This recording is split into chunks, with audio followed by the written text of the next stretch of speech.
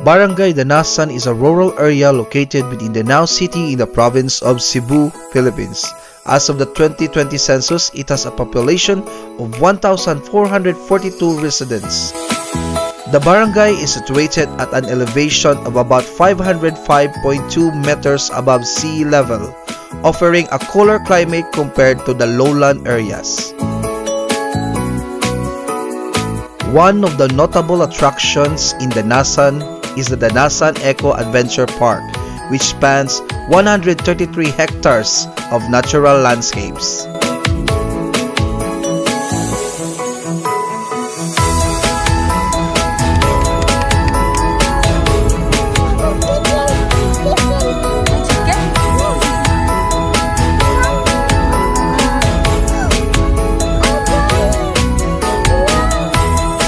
Danasan shares borders with several other barangays, including Bayabas, Saksak, Magtagubtog, Saksak, Kambubhu, Lawaan, and Kaluangan.